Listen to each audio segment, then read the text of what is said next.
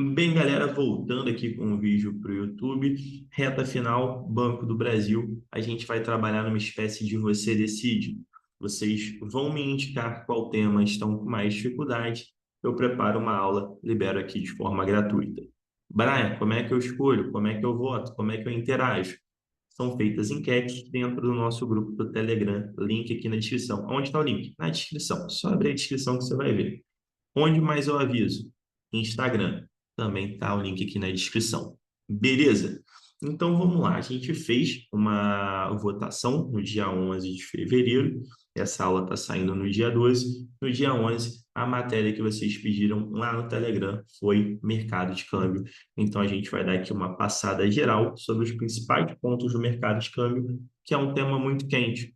A última prova aí que a Seis Gran Rio fez foi do Banrisul, né? Agora, em janeiro de 2023, vieram questões do mercado de câmbio, muita gente se enrolou, você não vai se enrolar mais. Vamos lá, começando do básico, né? O que é o mercado de câmbio? O mercado de câmbio é onde se realizam as operações de câmbio, obviamente. O que câmbio lembra, né? Câmbio lembra troca. Então, sempre que eu falar qualquer coisa de troca, troca de quê? Troca de moedas, né? Sempre que eu estiver falando que eu vou trocar o real por uma outra moeda, real por dólar, real por euro, eu vou trocar real por dólar e por euro, vou trocar real por ien, tudo vai estar dentro do mercado de câmbio. Vou fazer uma operação com garantia em dólar, vai estar envolvendo também alguma coisa do mercado de câmbio. Vou fazer um investimento em ações lá fora, dependendo do caminho, pode ser alguma coisa também dentro do mercado de câmbio. Então, câmbio, pega isso, troca de moeda. Banca, quase sempre, vincula questão com dólar, né? Por motivos óbvios. Mas a gente vai ver isso porque a gente vai fazer questão aqui junto também. Tá, então, o mercado de câmbio é esse mercado onde se realizam as operações de câmbio entre os agentes autorizados pelo Banco Central. Opa! Então, para atuar no mercado de câmbio, eu preciso ser autorizado pelo Banco Central. Bacana, mais uma questão de prova. O Conselho Monetário Nacional, que nessa altura você já deve saber que é o maioral, né, do SFN, é o cara que manda, é o cara que dita, ele que vai definir o mercado de câmbio, ele que vai definir o regime cambial, ele que vai dar a direção. Só que aí eles chamam a Aspone dele, né? O BC, o Banco Central. O Banco Central pode aparecer na tua prova como Banco Central, como BC, como BCB, como Bacen, tudo a mesma coisa, tá? O Banco Central vai ser o cara que vai monitorar e garantir esse funcionamento. Então, CMN manda, Bacen obedece. Então, são as duas figuras que vão estar presentes dentro do mercado de câmbio. Ah, Brian, eu ouvi que o Conselho Monetário Nacional ele é um órgão normativo que cria normas, um órgão regulador que cria regras, e que o Bacen, por sua vez, ele é um órgão executor, supervisor. Exatamente, tá? Você está certinho. Só que entenda, pode ser isso não só para o mercado de câmbio, para tudo. Pode ser que em algum momento o Bacen ele crie alguma norma para atender uma norma maior do Conselho Monetário Nacional. Então, eu já vi pessoas, o Bacen não pode regulamentar nada, o Bacen não pode criar nada.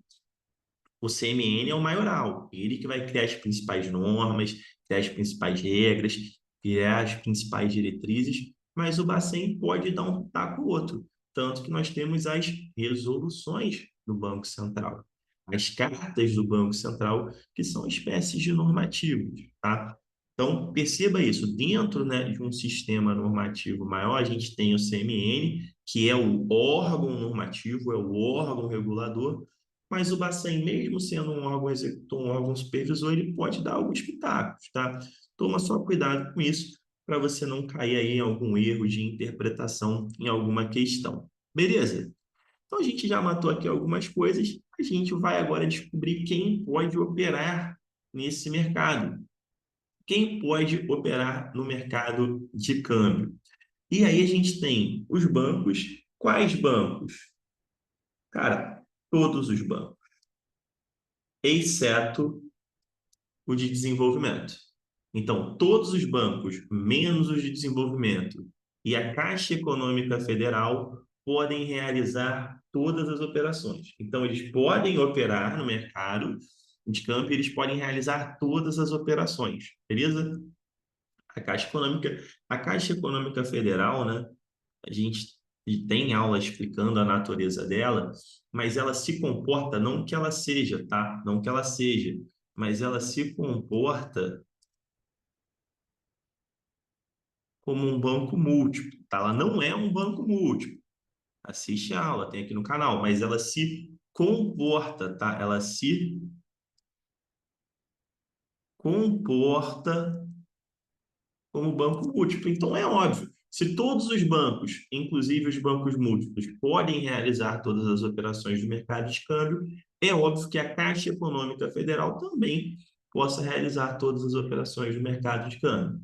Os bancos de desenvolvimento não. E aí, os bancos de desenvolvimento, financeiras e agências de fomento podem realizar certas operações, tá? Operações específicas autorizadas pelo Banco Central. Aqui tem um ponto bacana que é recente, antes do teu edital, então pode cair na tua prova, tá? A partir de 1º de setembro de 2022, as instituições de pagamento autorizadas a funcionar pelo Banco Central também podem solicitar autorização para atuar no mercado de câmbio, tá? Então, como é algo recente e antes do edital, algo antes do edital, pode cair na tua prova, tá? Lembre-se disso. Nós tivemos várias modificações dentro da estrutura do Sistema Financeiro Nacional agora em 2023 com a mudança do governo. Mas o que importa para você é a data do teu edital, tá? Então, se isso está antes do teu edital, pode ser cobrado. Se está depois do edital, não pode ser cobrado. Atenção a isso. Dica geral de prova, tá? Indo aqui além do prometido. Então, aqui a gente já entendeu quem pode operar no mercado de câmbio. Tranquilo. Seguindo, a gente precisa conhecer os regimes de câmbio, tá? O que que é isso, regime de câmbio? Como que vai ser a variação da moeda local em relação à moeda estrangeira, às moedas estrangeiras? E nós temos basicamente três modelos de câmbio, três regimes de câmbio: o câmbio fixo, o câmbio flutuante e a banda cambial, e a gente vai ver cada um deles agora de maneira bem tranquila. No câmbio fixo, o governo define, então, olha, o governo ele define um valor fixo de conversão entre a moeda local e o seu par estrangeiro. Ou seja, não há variação cambial. Isso é possível porque o governo utiliza suas reservas para manter artificialmente esse câmbio. Então, o que que significa isso daqui? Isso significa que o governo vai virar e falar assim: olha,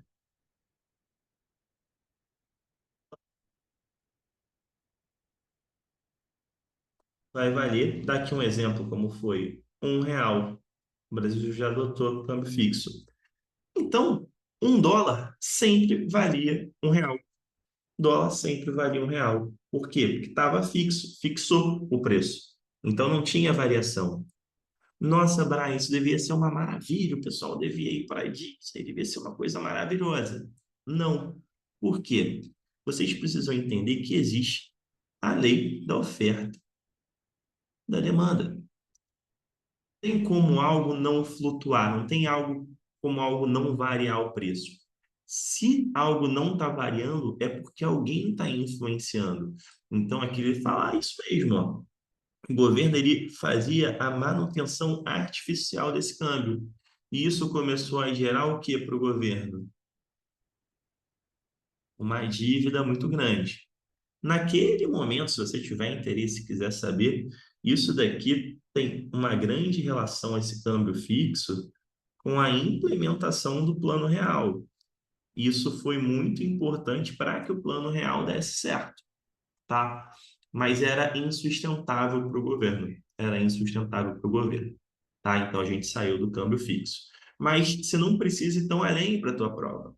Você precisa para a tua prova é isso, câmbio fixo.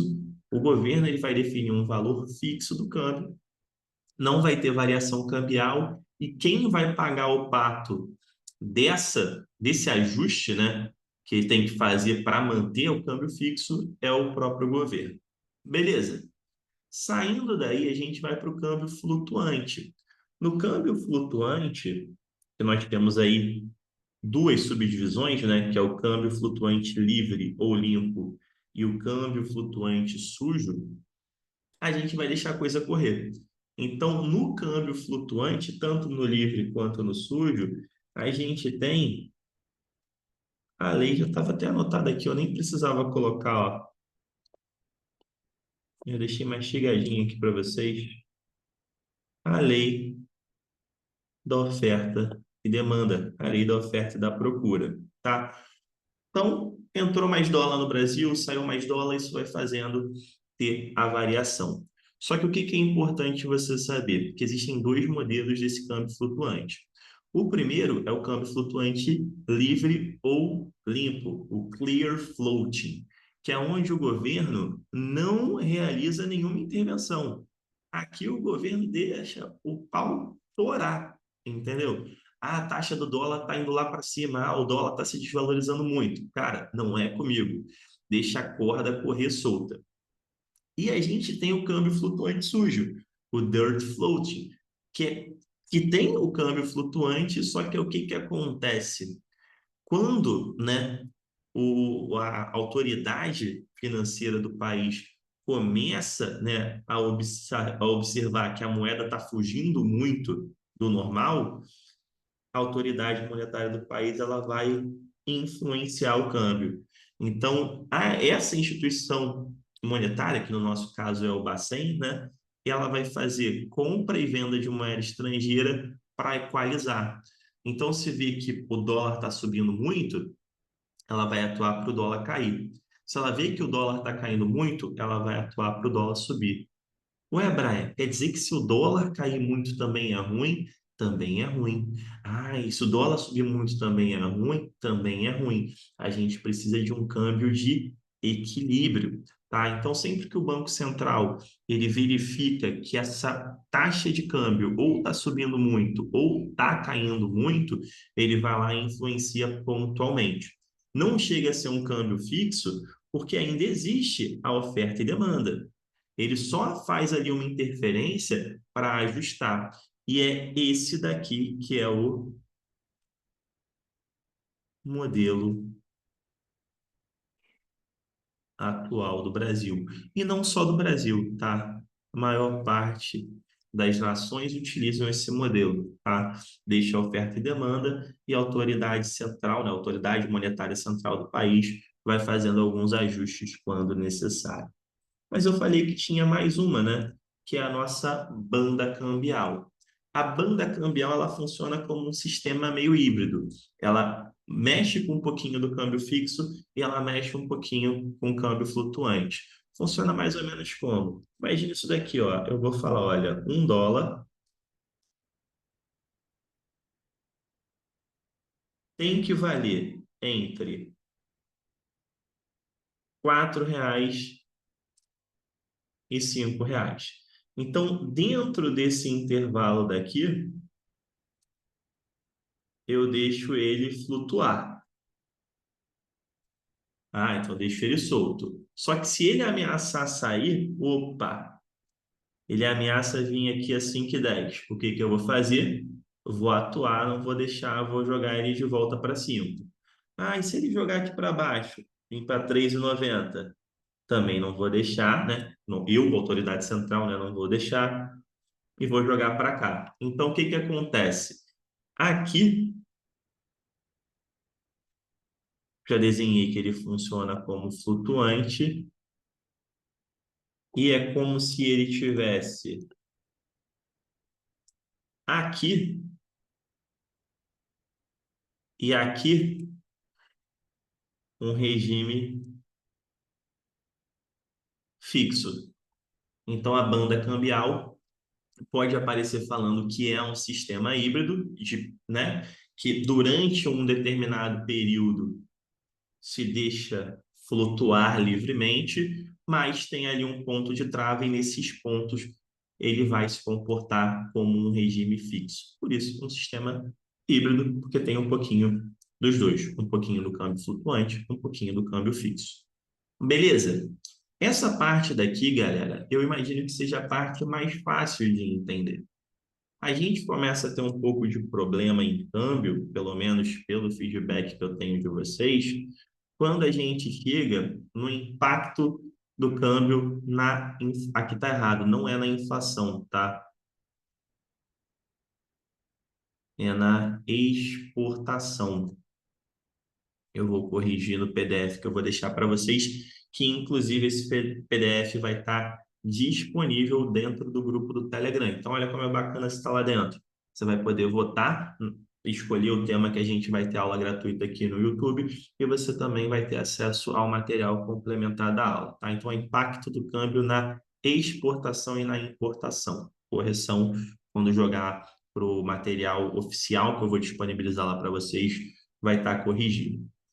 Essa tela em branco aqui eu deixei só para eu poder desenhar para vocês uma coisa que é muito óbvia, mas quando mistura dólar e real, vocês confundem. Eu até vou mudar aqui a cor da canetinha para preta para facilitar. Esquece dólar, esquece real, esquece moeda estrangeira, esquece moeda local, pensa simplesmente em dinheiro. Então, do lado existe dinheiro e do outro lado existe uma coisa que eu quero muito comprar, que eu gosto muito, que no meu caso vocês já sabem que vai ser uma cervejinha. Tá? Então, no mundo só existe dinheiro e cerveja. Olha que mundo perfeito. Faltou a carne para o churrasco, mas vamos pensar que só existe dinheiro e cerveja. Beleza? E aí vamos supor que em um determinado momento para eu comprar uma cerveja, eu precisava de 5 dinheiros, tá? Então, eu tenho 5 dinheiros e com 5 dinheiros eu vou no mercado e compro uma cerveja. Beleza. Só que o que que acontece? Por algum motivo, a cerveja ela ficou mais cara. Então, quando eu chego em um segundo momento, tá? Então, aqui a gente tem, olha, o nosso primeiro momento. Quando eu chego no nosso segundo momento para comprar uma cerveja, o que que acontece? Eu percebo que essa mesma uma cerveja, agora ela está valendo 5,1 dinheiro. Quer dizer, deixa eu fazer melhor para não confundir vocês com decimal. Está valendo 6 dinheiros. Então agora eu preciso de 6 dinheiro para comprar uma cerveja. O que que acontece? Vamos começar olhando pela ótica da cerveja. O que que aconteceu aqui nesse ponto 2 na cerveja? A cerveja ela ficou mais cara. Se ela ficou mais cara, né? Porque antes eu precisava de 5 dinheiros para comprar uma cerveja. Agora eu preciso de 6 dinheiros. Então essa cerveja ela ficou mais cara. Se ela ficou mais cara, ela se sente mais valorizada. Então aqui, né, o preço da cerveja subiu. Então a cerveja ela está valorizada. Valorizada em relação a quem? Valorizada em relação ao dinheiro, né? Valorizada em relação ao dinheiro. Só que aí vamos lá. Se antes eu precisava de 5 dinheiros para comprar algo e agora eu preciso de 6 dinheiros, significa que meu dinheiro ele ficou mais fraco. Significa que o meu dinheiro está setinha para baixo, significa que ele está desvalorizado. O meu dinheiro desvalorizou frente a quem? Frente à cerveja. Mas vamos lá, vamos pensar, né, que a vida seguiu, continuou, e a gente chega aqui no nosso ponto 3 E agora uma cerveja, para minha felicidade, está custando 4 dinheiros. Com 4 dinheiros eu compro uma cerveja. O que que acontece? Agora eu preciso de menos dinheiro. Então aqui, né? O que que aconteceu? O meu dinheiro ele ficou mais forte. O meu dinheiro se valorizou. Por quê? Porque a cerveja ficou mais barata. Então ela ficou desvalorizada. Desvalorizada frente a quem? Ao dinheiro. Desculpa. Brian, por que que você está falando de dinheiro e cerveja se a gente está falando de câmbio? Por um simples motivo. Deixa eu limpar aqui a besteira que eu fiz. Por que que eu estou falando isso? Por uma questão simples, você vai ver agora. Vamos apagar dinheiro, vamos apagar cerveja e vamos colocar real e dólar. Ah, agora eu entendi. Se eu preciso de R$ 5 para comprar um dólar em um determinado dia, e no seguinte dia eu preciso de R$ 6 para comprar o mesmo dólar, significa que o dólar está mais caro, significa que o dólar se valorizou, significa que o real desvalorizou. Agora, se eu preciso, passa um tempo e eu preciso de R$ 4 para comprar um dólar, significa que eu preciso de menos reais para comprar um dólar. Significa que o dólar ficou mais barato, significa que o dólar desvalorizou. É simples assim, galera. É simples assim. Se caiu uma questão sobre valorização ou desvalorização do real frente ao dólar, ou vice-versa, se você não souber, chama o real de dinheiro, chama o dólar de cerveja e faz o desenho que a gente fez. É simples assim. E aí, né, vão te perguntar qual é o impacto disso na importação, tá? Lembrando, e na exportação. Lembrando que aqui, de novo, tá errado, falha minha. Tô falando de exportação.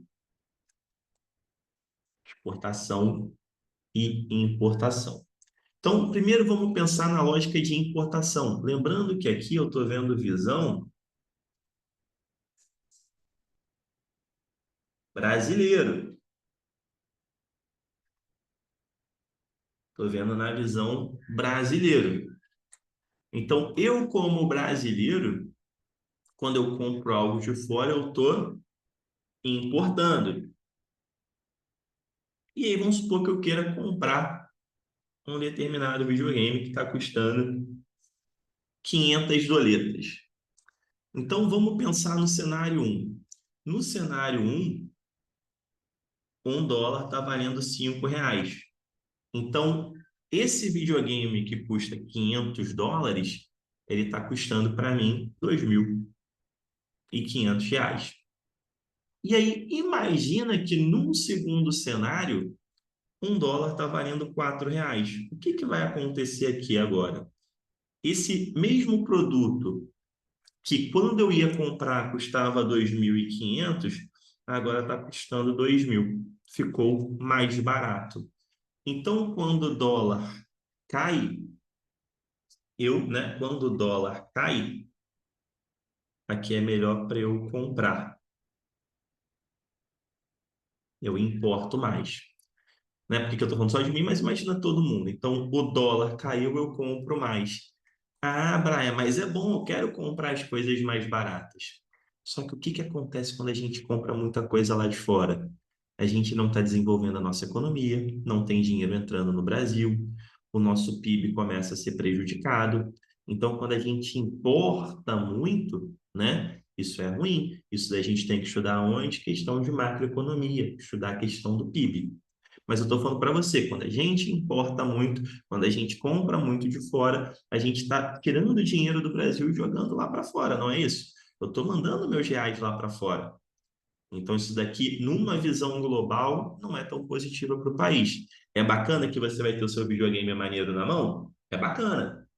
Mas para efeito econômico, quando a gente começa a comprar muito lá de fora, não é tão interessante, tá? E agora a gente vai para o outro lado, que a gente vai trabalhar na visão do gringo. E essa daqui é minha dica principal para você entender como que o câmbio influencia na exportação, que é a principal forma que é cobrada. A gente acabou de falar de importação, mas a gente bate muito em exportação. Para exportação fazer sentido para você, pensa que você é um gringo e que você vai comprar as coisas em dólar. Essa é a dica que eu dei para os meus alunos do Manual dos Bancos antes da prova do Banrisul, e quem seguiu a dica acertou todas as questões.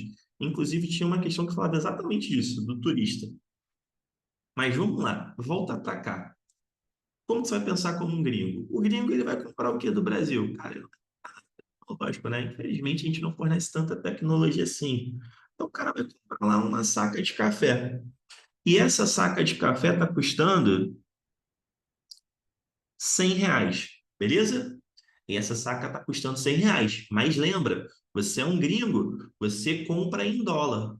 Então, quando você chega no Brasil para comprar, e se US$ 1 estiver valendo R$ 5, quanto que vai custar para você essa saca de café? Você vai pagar US$ 20. Você vai pegar US$ 20. Agora, imagina que o dólar perdeu o valor, que o dólar agora, US$ 1 está valendo R$ 4.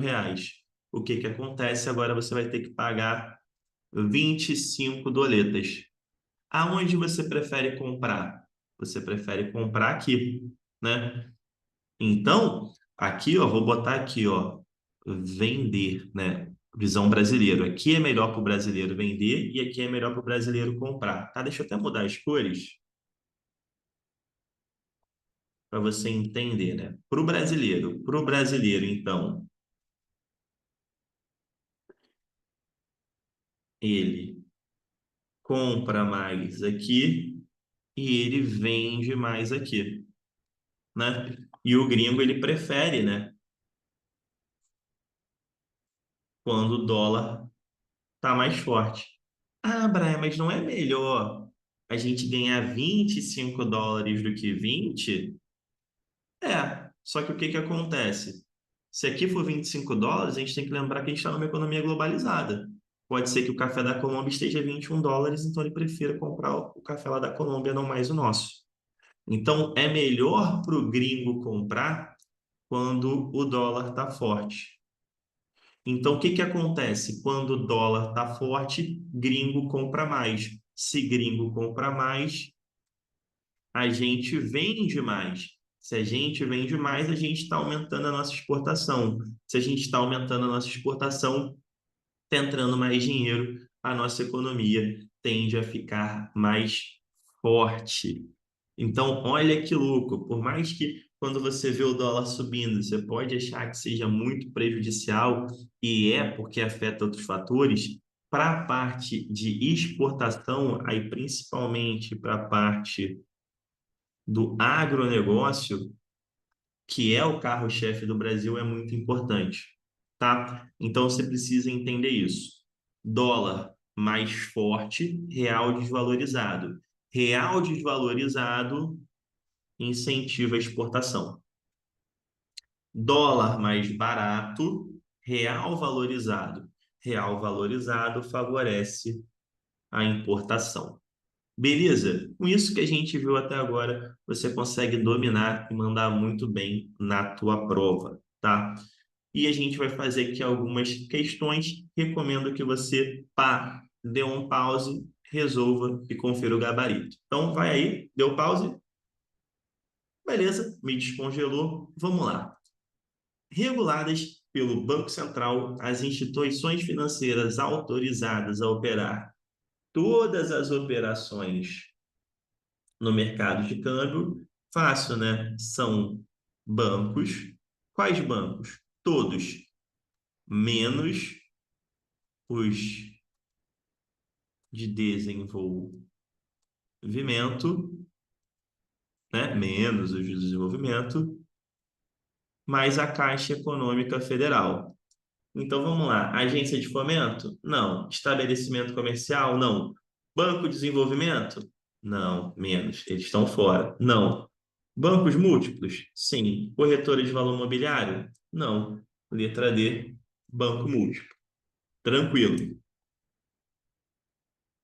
Desde 1999, o Brasil adota um regime de câmbio flutuante ou flexível, considerando-se a prática brasileira desde então nesse regime cambial. Ponto. Pausa aí.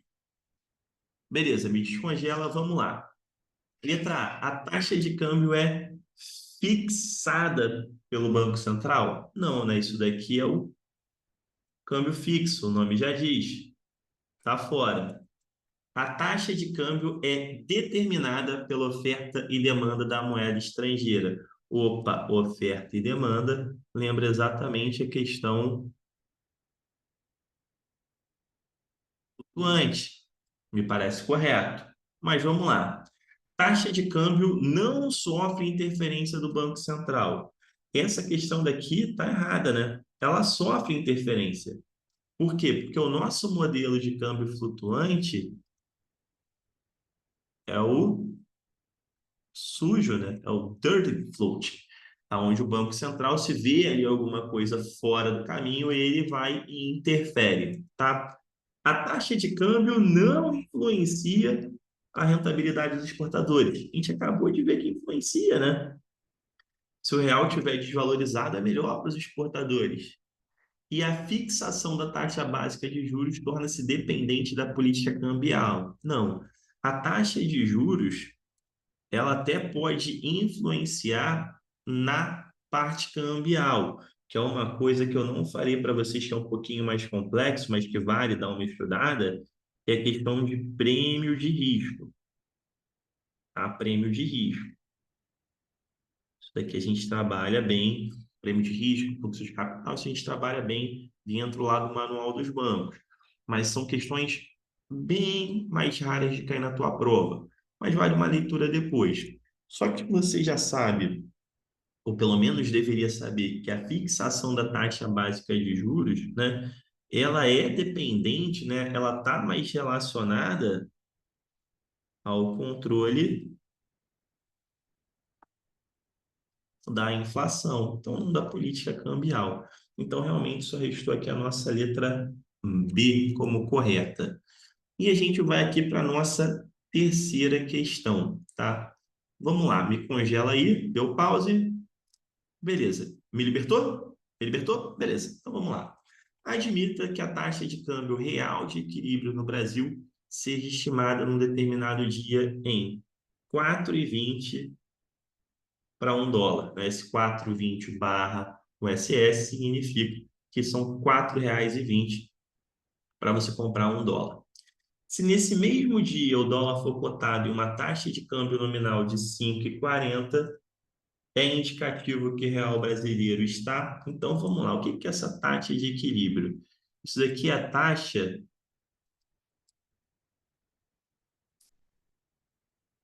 do que deveria ser. Então, assim, olha, se o mundo fosse perfeito e todas as condições de pressão e temperatura estivessem corretas, se a inflação dos dois países estivessem alinhadas, tinha que ser 4,20 por dólar. Então, eu tenho aqui, ó, vamos lá. Eu tenho real, eu tenho dólar. Então, o meu ponto um no meu ponto 1, eu estou falando que eu preciso de 4,20 para comprar $1. No meu ponto de tempo 2, né, diz que eu preciso de 5,40 para comprar $1. Nessa segunda situação, o dólar ele tá mais caro. Então, o dólar ele tá valorizado. Se o dólar está valorizado, o real está para baixo.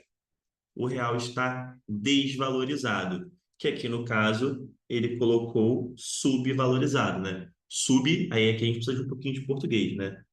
Sobre para cima, sub para baixo. Só lembrar do joguinho lá do Mortal Kombat, o Sub-Zero, para abaixo de zero. Então, subvalorizado, desvalorizado, letra B de bola. Simples assim. Aqui tem uma coisa bacana, né? A letra L fala, ele vai estar menos competitivo que o dólar. Não, né? Ele está mais competitivo que o dólar. Por quê? Se ele está desvalorizado, ele vai incentivar a exportação.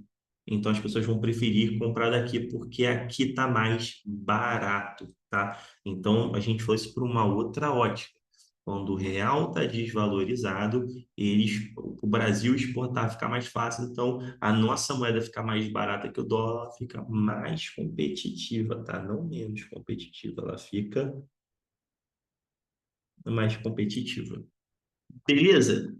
Simples assim, galera. Parece um tema muito complexo, mas quando a gente destrincha, quando a gente fatia, fica muito mais tranquilo. Se você quiser ter uma preparação mais completa, ter acesso a diversas aulas como essa, acesso a diversas correções de exercícios, tem aqui o acesso do Manual dos Bancos no primeiro link da descrição, tá? Não sei quanto tempo vai ficar disponível, pretendo aí, acho que fechar um pouquinho antes do concurso do Banco do Brasil, até para preservar a capacidade do curso. Então, se eu fosse você, eu corria. Beleza? Qualquer dúvida, só deixar aqui nos comentários, entra lá no Telegram, pega esse material aqui de apoio, entra lá no Instagram que vai ser um prazer conversar com você por lá também. Forte abraço, bons estudos e até a nossa próxima aula que você vai escolher o tema.